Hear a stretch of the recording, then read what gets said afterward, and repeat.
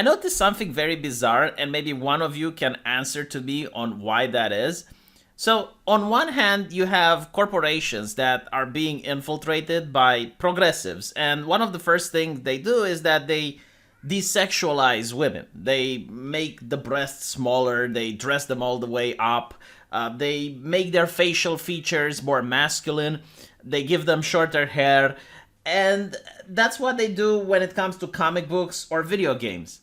Now let's take the example of Jill Valentine, because you actually have the developer talking about this character, and he says that the reason they changed the costume from the previous game is because, according to him, that outfit is more appropriate for a woman going to a nightclub than a soldier. So they wanted to make Jill look more professional. And despite the fact that a lot of cosplayers, like female cosplayers, love the previous attire, they think it's silly and it's out of practice. So they decided in the game to give her a proper look.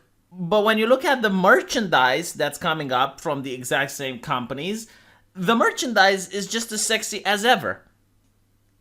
And I find this to be mind-blowing. Like, why is it? Because sometimes you can get a different company that does the merchandise, and I understand why that would be then.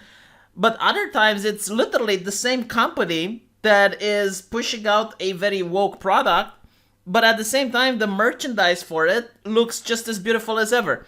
And it's not about Jill. This is just one example, because I actually had what the developer thought when they decided to give her a new design.